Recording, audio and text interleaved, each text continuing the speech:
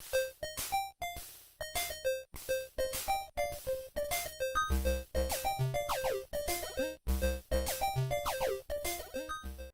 everyone, welcome to Cosmos with Cosmos. I'm Liz.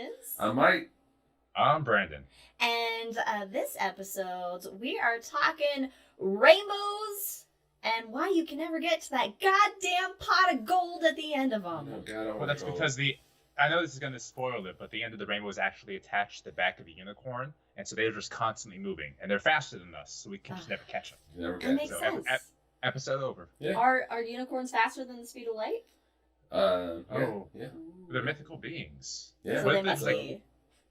What if the horns allow them to go through like alternate realities and they go through wormholes, and that's how they're faster than the speed of light? Oh, maybe. Everything's magical. Unicorns, rainbows, it's all magic. It's all magic. It's all magic. It's all magic. Anyway, before we get started in discussing why you can never find that pot of gold at the end of rainbows and what rainbows are and all that good fun stuff, of course, first we gotta talk about what we're drinking. I'm gonna go ahead and just kick it off with this rainbow themed drink right here. I have Rainbows All the Way Down is the title of this drink. It is grenadine, some yellow juice, which I'm assuming is orange. Orange juice I hope so. with mango rum. Orange juice with mango rum. And blue cacao. And blue cacao. Now, I need to know, do you intend to actually mix that up, or will you be drinking pure grenadine? Yeah, I'm gonna mix it up, but it was really hard for me not to because I wanted to show it. But here we go. Ready? This is what happens when you mix a mix a rainbow. Oh, it gets dirty. It gets dirty. It's a muddy rainbow now. Yes. It's Mike's drink further. His drink name. You go for it. What are you drinking? I was going to say, Yeah. are you going to speak for me? No, so I was making the same thing, rainbows all the way down, but mine got muddy, so now it is Lucky Charms. And it looks like the color that the milk turns With after Lucky eating Charms. a bowl of Lucky Charms. Yep. We would know because we just recently had Lucky Charms because we're adults. Ooh, naturally delicious. Mm-hmm. And Cinnamon Toast Crunch. And Cinnamon Toast Crunch. Yeah, because we're fucking adults, man. Yeah, that's how we roll. All right, Brandon, what you got? So I literally just got back into the city like 5 minutes ago, so I had to think of a drink off the top of my head. And because it's just bourbon, I'm going to go with a Photon Gold. Ooh, nice. Photon Gold. I like that. Pretty nice for top of your head. Yeah, I was struggling really quick. Like, what do I call it? Do I just call it like light speed? No, that's lame. What do I do? Photon Gold. Photon Gold. Nice. I like that. We have some rules, of course, for all of our episodes, and those drinking rules are as follows. If you hear any dogs a barking, that's a drink. If we make a Star Wars reference, also a drink. And finally, if we make any Lord of the Rings references, drink. Drink it up. Drink Oh it yeah. All right. Sorry. Let's get into it. Rainbows, pots of gold, and of course we picked this theme because it's almost St. Patrick's Day, Almost. right? When this episode is actually out in audio, when you're actually listening to it at the podcast, St. Patrick's Day will have passed, but not by far. So it's March, and there's gonna be a lot of green, a lot of rainbows, a lot of green beer. I don't know what is. How us Americans just bastardize St. Patrick's Day. But this pot of gold and rainbow thing seems to, I did a little bit of research. And it doesn't seem like there's kind of a consensus, but there's multiple stories involved over like the origins of this whole mythology.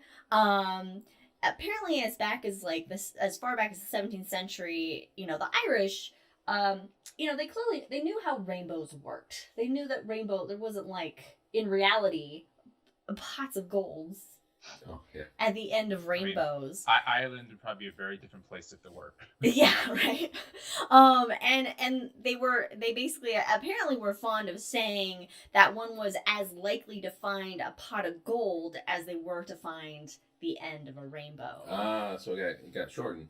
So then, over time, I guess this saying sort of gets morphed into a pot of gold at the end yeah, of Rainbow. yeah, it gets morphed into this like mythology and the stories involving fairies and leprechauns and whatnot. So, in like old Europe, like that, then the Irish would tell you fairies put a pot of gold at the end of each rainbow with leprechauns guarding it, kind of thing. Okay. But then I have a couple stories that I had found.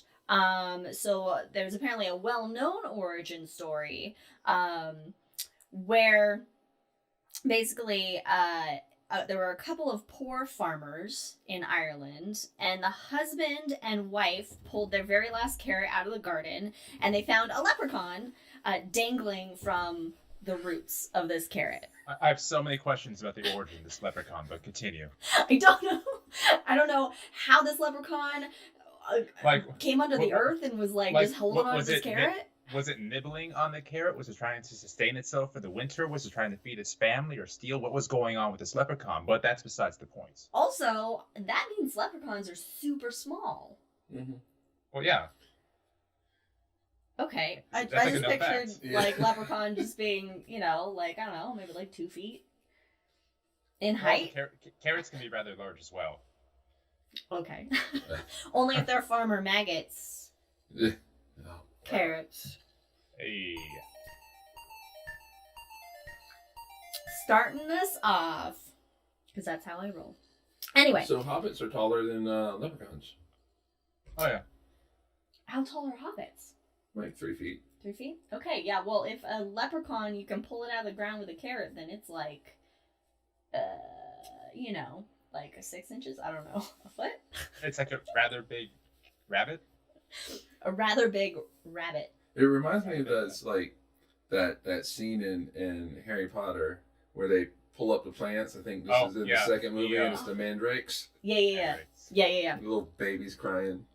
Okay, so they pull up this carrot. There's a leprechaun attached. This couple is like, what the fuck?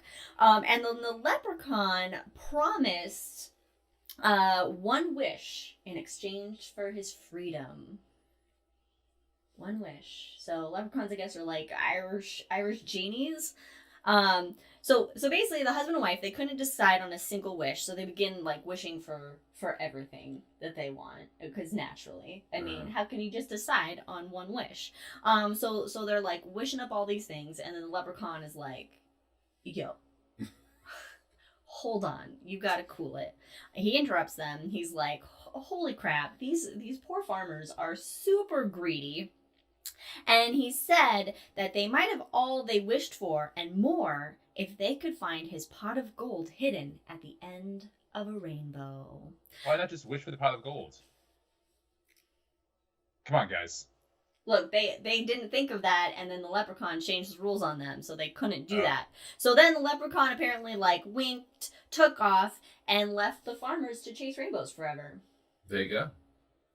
I like to think it's like on like Discovery Channel or History, you have like extreme weather chasers, storm chasers, but it's like 16th century Irish farmers. Oh, here comes the rainbow. I can't do any Irish at all, so here comes the rainbow. Let's go chase it down. Extreme rainbow chasers. Yeah, and it's just like 16th century Irish farmers trying to track down this pot of gold at the rainbow, and they're like coordinating with fire and smoke in the distance. The entire country just starts running.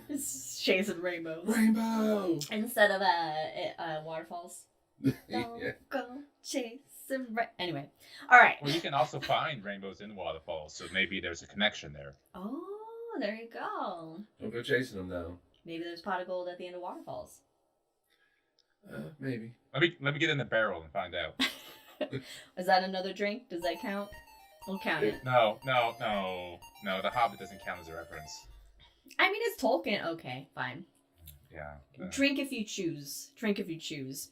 Oh, Okay. I choose. So another story I found so there were legends about pots of gold buried at the end of rainbows originating from when the Vikings invaded Ireland around 795 AD. And so the Vikings are known, of course, for like looting and pillaging and raping, and also burying gold and other treasures at undisclosed locations. And so the legend of pots of gold began when they eventually left Ireland and they left some of their stolen gold behind. And so, because that's what you always do. of course, you know. I'm just gonna leave money lying around. They can't remember everywhere they buried shit.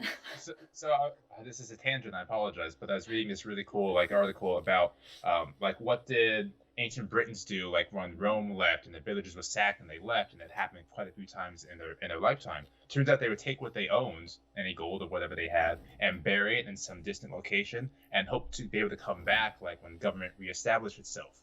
So in Britain, there's a bunch of randomly hidden treasures like that because people would just go run, bury it, and go up and probably die because the government never came back. That's kind of cool. Wow. So tangent. Kind of cool. They're dying. Kind of cool. Yeah. They died. It's cool. Waiting for the government. So, Well, folklore depicts leprechauns as these mistrustful creatures that detest humans. Okay, yeah. That's legit.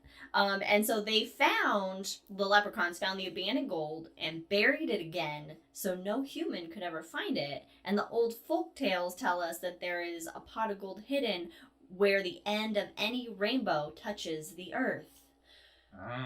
But alas, therefore you can never get that pot of gold because a rainbow can't ever touch the surface of the earth, which we'll talk about in a bit when we actually get to some when science. we actually in this talk shit. about science. Yeah. And I was trying to find out how much a pot of gold would actually be worth. And there was a couple different things I found from, there was one from, an article from 2013 that said a pot of gold was roughly worth about, I think it was $427,000. And then there was another article from 2015 which said a pot of gold would be worth $1.2 million. So more money than we have. Yeah. Right, but with that $1.2 million, really, how many Skittles can you purchase? A lot. You could purchase What? 1.2 million bags? so many Skittles. Is there $1 each? You So- could so, taste so many rainbows. So 24 million Skittles. Okay, yeah, sure. Roughly Roughly. 26, Easy. 40 million, Easy. somewhere around there. Yeah. Well done. Do we want to get into basically how some other cultures have seen rainbows? I would like to point out that according to Jack on YouTube, Isaac Newton's great-great-grandfather, Iris O. Newton, discovered rainbows. Oh, before then, I like it. before then, we just never had rainbows in the world. No. Nope, there were no rainbows before then. Actually, I really don't know any cultural stories about rainbows, so I'm kind of interested to learn what other people thought about rainbows in the stories. These are not stories. No, they're just some origins of rainbows. Yeah, these are Hey. just, Rainbow origins. just some quick things and how different cultures, I guess, see rainbows, I guess, is probably the better term. So, different cultures, they all everybody sees rainbows. Rainbows you can see them anywhere on the earth. I know, right? And so different cultures see them different ways. In Greece and Rome, because Rome just stole everything from Greece. Pretty much, yeah. Yeah. Mm-hmm. Yeah, and the Italians, yeah. Yep. Yeah, so the rainbow was considered to be a path made by a messenger between Earth and heaven. Okay. Yeah, so just go sliding down that rainbow. Boom, you're here. Rainbow Road. So was it would Apollo be god of lights, or would he also be god of rainbows, the god of fabulousness? I don't know. Let's go for it. I think so. Okay. I think you should be. Mm-hmm. Yeah, if they understood it to be light, but They might have, yeah. Yeah. I mean, the Greeks were the first to start going, hey, let's figure shit out in a rational way. all right. So Tibetan Buddhism, they see that you can actually become a rainbow body through practice. What does that mean? I don't know. A rainbow body? A rainbow body. Can I just become I would just be a rainbow? Let's just say you probably attain enlightenment at that point. And light. You attain enlightenment and just turn into a rainbow. Yeah, you're and just a you Buddha. go shooting off. Yeah. Wouldn't that be a great way to end? That would be a fantastic way. Just like Witness me. bye. Poof. Rainbow out. Yeah. The Chinese, which I think this is kind of cool. So I like this visual right here. Okay. So in Chinese mythology, the rainbow was a slit in the sky that was sealed by a goddess using stones of 5 different colors. I don't know, just the imagery to me. It's like, oh shit, the sky just ripped somehow. So I'm just gonna put these 5 stones. color stones in there. Yeah, and I guess it Maybe makes they a were the rainbow. infinity stones. Oh, yeah. I was thinking like Pokemon gemstones. You would. The Australian Aborigines, there's a rainbow serpent, and it's the deity that governs water. Oh. That's so cool. Yeah. So here's one that is kind of a local thing for us that we have to deal with. The Church of Jesus Christ of Latter-day Saints, the Mormons, the founder, Joseph Smith, stated that the second coming of Jesus would not occur in any year in which a rainbow is seen. So guess who's never coming? He will never be here for multiple reasons. In any year a rainbow is seen? Yep. So, look, man, you can see a rainbow. Rainbows happen all the time. Hawaii alone just cancels out Jesus coming. It's on their license plates. Yeah. Huh. So, but not everybody saw it as sunshine and rainbows. People in like the Amazonian cultures, like the Incas, they didn't like rainbows. No. They did not like them. How do you not like a rainbow? It was associated with malign spirits that cause harm, and so there were people will actually close their mouths so that no harm comes to them. They don't get any diseases and stuff when they see a rainbow. So they don't go. Oh. Now I wonder because like in those parts of the the central part of the northern hemisphere, equator rather, like there's gonna be rain all the time and big storms all the time like that. So rainbows wouldn't necessarily be a cause of celebration. Like, hey, rain's finally coming in Australia. It must be the big serpent connecting everyone together. It's rather than, oh, this is gonna suck, guys. Here comes a motherfucking rainbow again. That's a good point. Well, they didn't like them, so I guess they still don't. And for New Age people, the 7 colors. I'm almost hesitant to say this, but the 7 colors of the rainbow represent the 7 chakras, from red to violet. So yeah, Chakras being a thing that's not real. Not real at all. And in modern culture, modern being 30 some odd years ago, 35 years ago, Rainbow Island was an arcade game in 1987 where you would shoot rainbows at your enemies. Yeah. But it was also known as the story of Bobble 2. Which I just like to say. Bobble. So really quickly, Bobble is one of my 2 favorite arcade games of all time. You have these little tiny dinosaurs, and you shoot bubbles at foes, and they get sucked into the bubbles, and you jump on them, and they bloop. And it has a wonderful soundtrack. But Bobble 2 is a very rare find online, so it's a little more difficult to find than just the regular Bobble. So it's just a myth in my mind. I desperately want to play it. Yeah, it's the sequel. I haven't heard of either one of them, but they Bubble sound amazing. Well, guess what soundtrack we're gonna listen to in like a week? Bubble Bobble. I played all the time growing up. In Japan, they're called Bubble and Bobble. They're 2 different characters. But here in America, it's Bub and Bob. Bub and Bob. Yeah, why can't we just call them Bubble and Bobble? It's just more fun to say. Take all the fun out of everything. Let's get into some fucking science. Fuck all this mythology and folklore and whatever bullshit. Fuck culture, am I right? Yeah, fuck culture. Yeah, fuck culture. Let's get into some science. What is a rainbow other than magic and beauty? Well, let me ask you this: Can you ever see a rainbow and the sun at the same time in the sky? Am I looking at the sun and seeing a rainbow in my peripherals? No, you can't. No, you can't. Can't. You can't do it. You can't do it. The sun is always behind you when it comes to a rainbow. Oh, that's gonna be fun. So you must have some kick-ass peripheral vision if you can see the sun if behind you. Maybe dogs can, because dogs have an extended peripheral. Not 180, not completely No, all the way around. because dogs are hunters. You need to be prey to have the eyes on your side. That way you get all the view around you, so that way you can dodge the hunters more efficiently. Okay, that makes sense. So basically, a rainbow is an illusion. It is an illusion. So basically, rainbows are created when sunlight enters a raindrop. So the sunlight goes into the raindrop.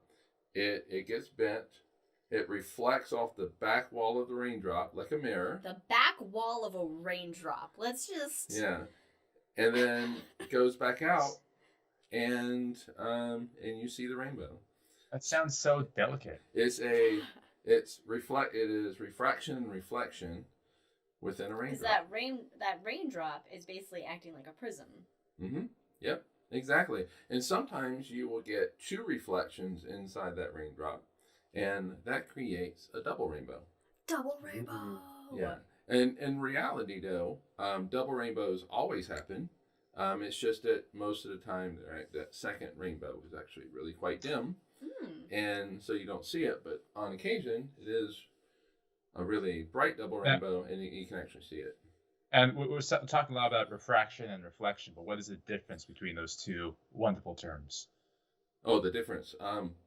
Well, reflection, that's a mirror, right? So light bounces off something, and it just bounces off, completely changes direction. Refraction is bending. So when light goes from one medium to another, like from air to water is more dense than air. The light will bend, and if it's more dense, it bends more, and so that is what we call refraction. But when light actually just bounces off something like a mirror, we call that reflection. Yeah. So like when you have a swimming pool and everything seems like a slightly different angle when you're looking down into it or when you're looking up from it. When you have your feet in the pool and you look at your feet, and you're like, man, my feet look weird. Do I have big feet? Yeah. So that's all refraction. Just light fucking with you. That's what it is. Yeah. What's really cool, though, Isaac Newton.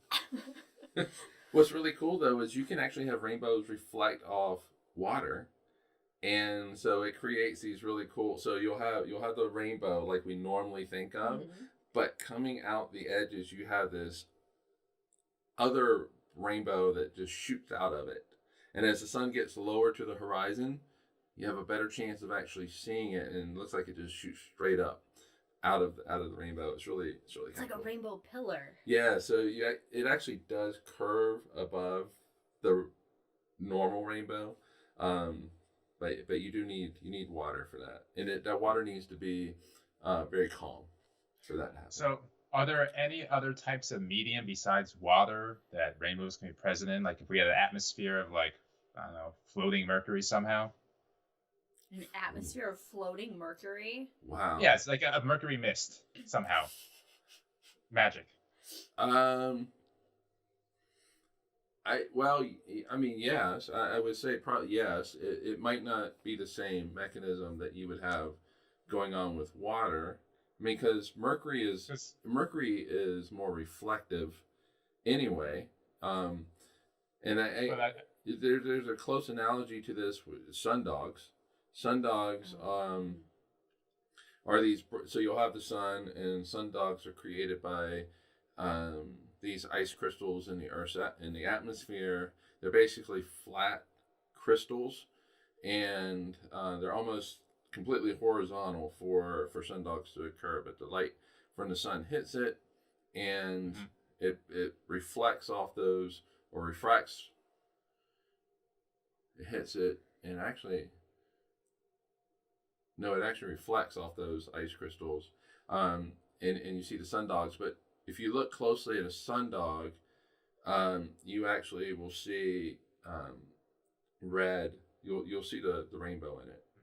Red closer to the sun, blue, violet further out. So I So would it's not, say yes, you could yeah, with the mist of mercury. and it's not just water you need for example. It's a prism. It's you need a prism to be able to refract that light. It's like Yeah. that famous picture. Of I guess we can Newton. go with. I guess we can go with Pink Floyd as well. Oh Yeah, yeah. with the light going through the prism and seeing the rainbow on the other Uh-huh. side.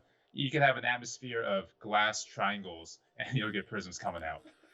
So yeah, Yeah. it just depends on that medium. Yeah, but I think mercury is different now. Mercury is Yeah. going, which is more metallic and reflective. Mhm. Yeah, it's And not very translucent. right, and so the rainbow that you're going to get is going to be similar to the rainbow that you're getting from those ice crystals, which would be more of a reflection type thing. It's nearly a heavy metal rainbow. Yeah, Hey. wouldn't want to live there. You'd die. Would Oh, it's funny.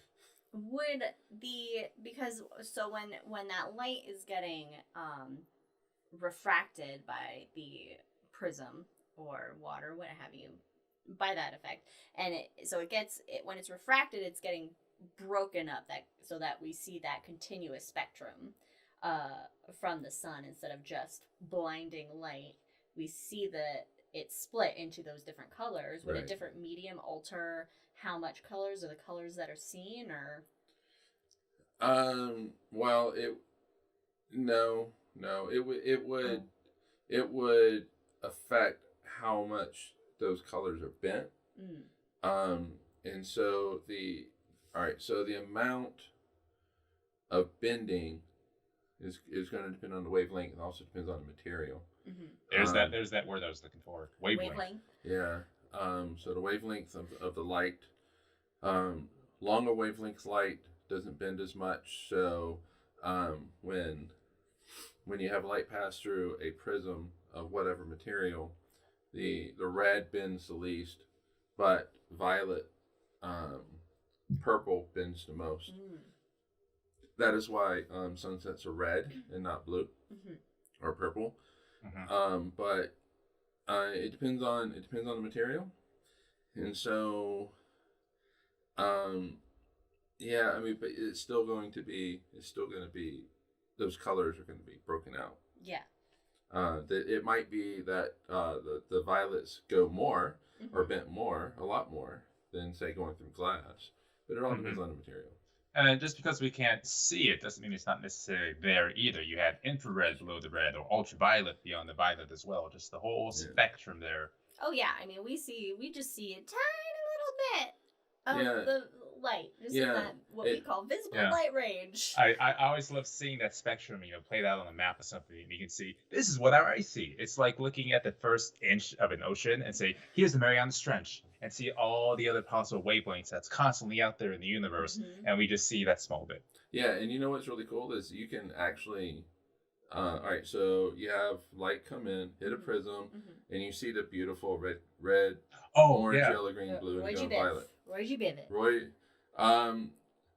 yeah. So you see the rainbow, but if you just take a thermometer and go to the left of red where it is invisible, you'll find the temperature rises. Because it's infrared. Yeah. And infrared carries heat, right? Yeah. And so, in fact, that's how it was discovered. Well, doesn't all light carry heat? Because light and heat are one and the same, basically. But they're both energy. Yeah, they're different, but it's energy. Yes, yeah. It is energy. It's different though. I thought it was either a wave or a particle. Light can be both. The dual nature of light. It can be a photon or a wave. Yeah, this was a huge fucking debate in physics for centuries. It was a huge debate. Newton said it was. He thought it was basically little balls, little light balls, and so little light balls, little photons, little particles. But as science, as physicists did more experiments, they were finding this interference pattern. If you have two light sources, you can make an interference pattern, or you really, it's called a double slit experiment. You really don't even need two light sources; you do one. And high school. Yep. You light passes through these two slits in a wall, and you get this nice interference pattern on this second, more further out wall. And the only way you can do that is with waves, right? And so it's like, oh no, light is waves, it's not particles. And then Maxwell came around and unified. And did he go? I'll hold my beer. Maxwell comes and he unifies electricity and magnetism as a force, and out of his equations pops a wave equation for light.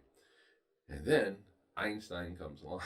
I love the idea that these physicists are yelling at each other about wavelengths or particles, and nature just turns around and goes, "Shut up! You're both right." Yeah. Yeah. It's the dual nature of light. Was there anybody that was like, "Why can't it be both, guys?" Quantum physics people. The quantum people. The They're quantum like, guys, people. it could be both. Early 21st century, the weird people. No, just push them off to the side there. You know, they don't know Everybody what else I'm is talking like, about. Don't listen to them. They're quantum, all right? Yeah, they're quantum. They're fucking It up. was. It truly was quantum people. Quantum people were like, no, there's this dual nature. There's a dual nature to light. There's also a dual nature to matter. If you can speed me up fast enough, I actually will develop a wavelength. And if you slam me through this double slit, I will make a Mike George interference pattern on some back wall.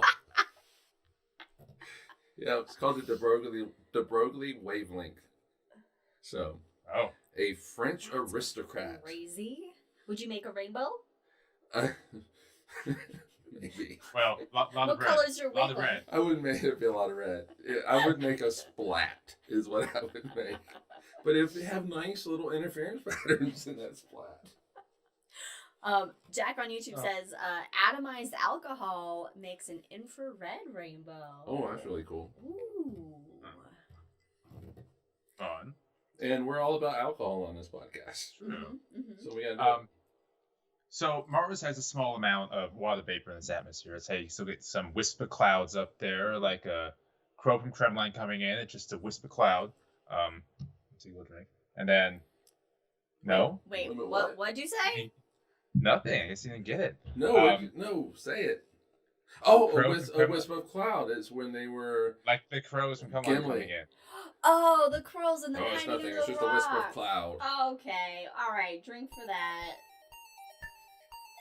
Anyway, so yeah, there is some water vapor on Mars with, enough of it to make those wisp of clouds up there. Mm-hmm. But then also, would there be enough to make rainbows on Mars? Because I don't think we've seen any pictures with rainbows.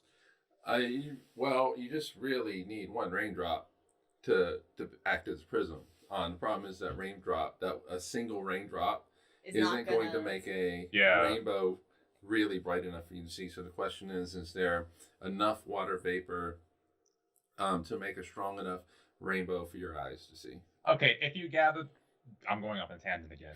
I don't know this answer. I'm just wondering out loud. I'm sure we can figure it out. If we gathered up all the H2O in the atmosphere of Mars, how big of a pool could you make? Would it be a lake size? Would it be huge? Would it be tiny? I don't know, but it's a thought I'm having. 42. 42 cubits. 42 units. I feel like I've seen Yeah. a visual of that. But maybe I'm Plus, thinking of some different kind of Yeah, visual. I'm thinking like the water. You take the water from the Earth, it's a big ball, and take the water from like Enceladus, it's a bigger ball. I'm thinking something like that. But I don't think I've seen that with Mars. I don't think I've ever seen it with Mars. No. Huh. Probably, I guess compared to the other planets, it'd be a little dot regardless. Yeah. Alright, we'll put that down for some future research or homework for everybody.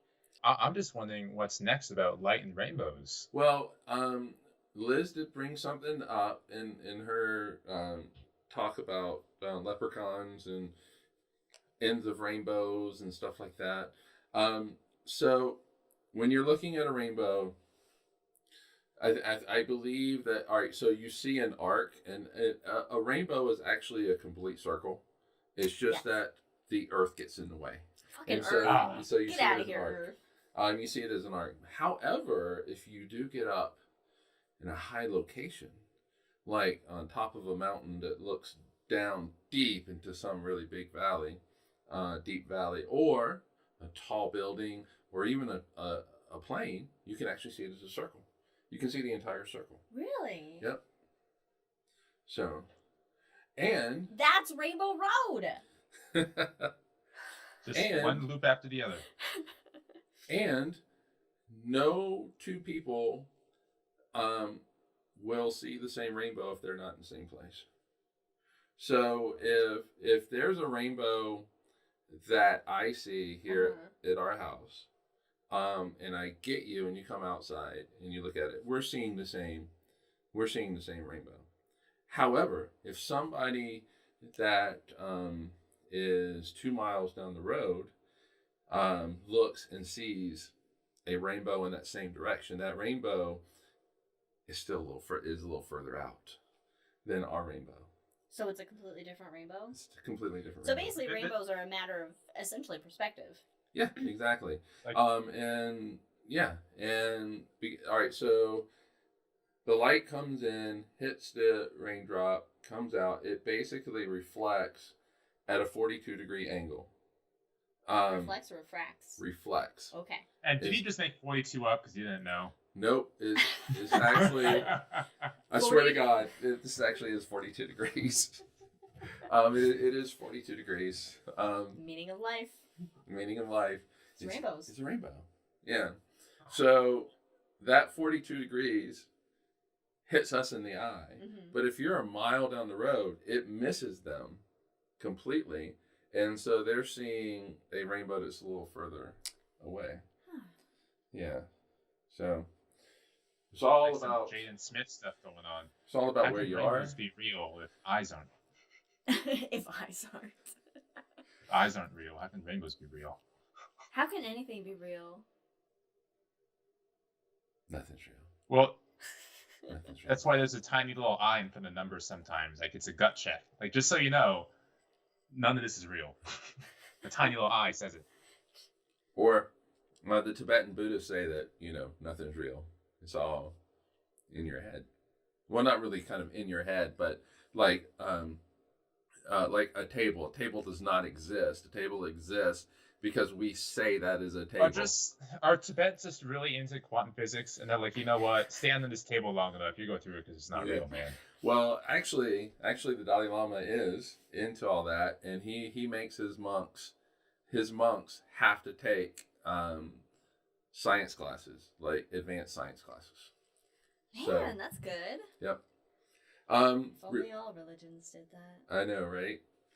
Really quick, because I mentioned it. Mm-hmm. What happens if you take a black and white picture of a rainbow? Oh yeah, that's right. You do not see any color in it because it's It's a a black and white picture. Sense?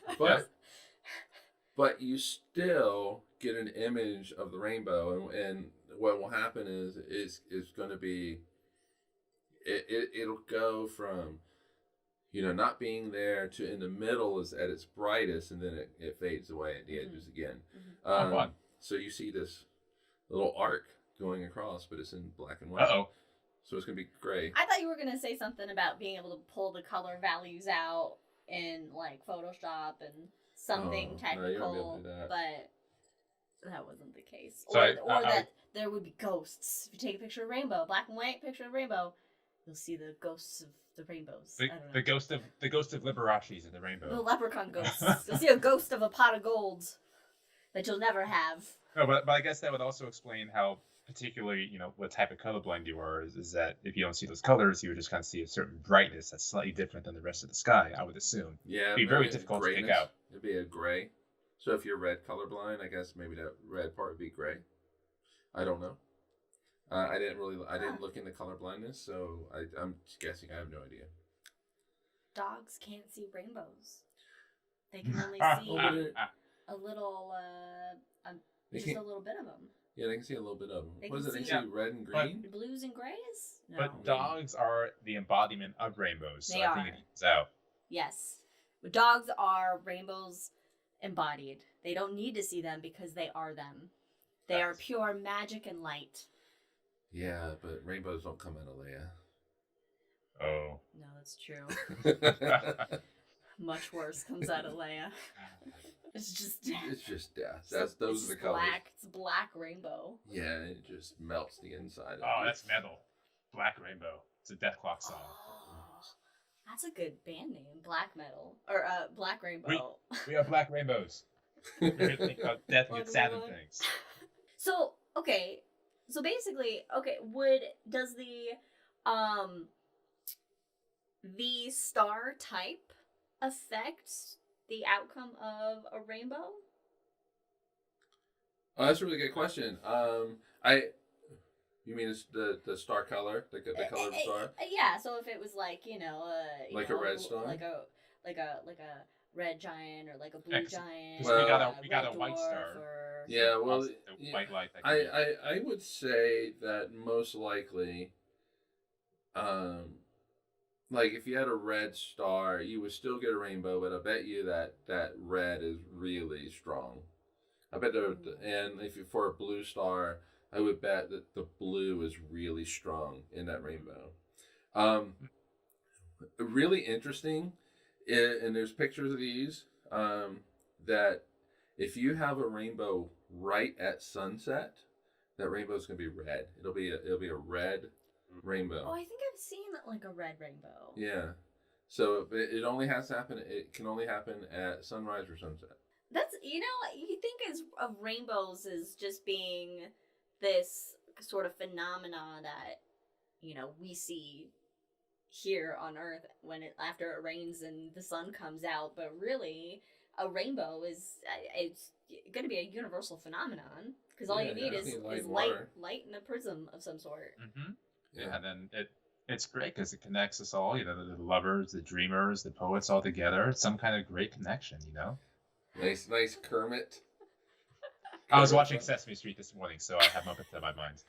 Well, I love that rainbows are based of,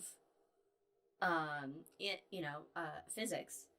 They're this physics phenomenon, yet they have come to symbolize just, love.